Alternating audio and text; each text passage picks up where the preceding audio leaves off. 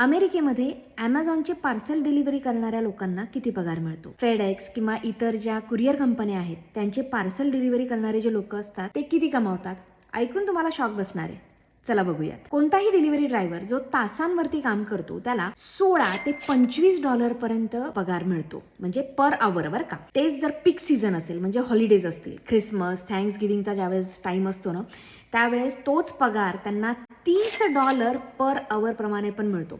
कारण की त्यावेळेस खूप जास्त शॉपिंग करतात लोक आणि इतकी जास्त पार्सल डिलिव्हरी असते की त्यांना लोक कमी पडतात ते करण्यासाठी, त्यामुळे ते जास्त पगार देतात. हेच जर काम तुम्ही फुल टाइम करत असाल म्हणजे आठवड्याला 40 ते 50 तास जर तुम्ही काम करत असाल एखाद्या कंपनीसाठी तर आठवड्याला $600 ते $1000 पर्यंत कमावू शकता. तेच मंथली $2500 ते $4000 पर्यंत तुम्हाला पगार मिळू शकतो.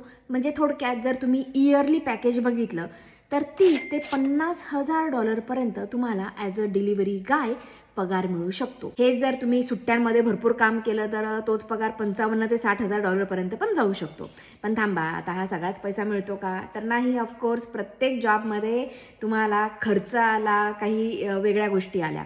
जसं की आता जर डिलिव्हरी तुम्ही स्वतःच्या कारणी करत असाल तर तो खर्च वेगळा असतो. त्यानंतर wear and tear of car, taxes तर कोणाला सुटतच नाही, जसं की मी प्रत्येक व्हिडिओमध्ये सांगते.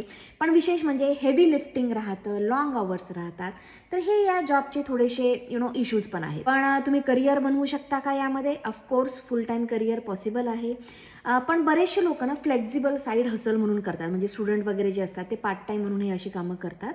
आणि फुल टाइम जॉब करणारी लोक ॲज अ डिलिव्हरी गाय त्या मानाने थोडे कमी असतात. ऑफकोर्स कारण की फिजिकली टायरिंग आहे, लो ग्रोथ आहे यामध्ये, त्यामुळे लोक as a full time career म्हणून याकडे बघत नाही. पण इझी मनी आहे का हार्ड हसल आहे? तुम्हाला काय वाटतं? तुम्ही असा जॉब करायला रेडी असाल का? मला खाली कमेंट बॉक्समध्ये नक्की सांगा.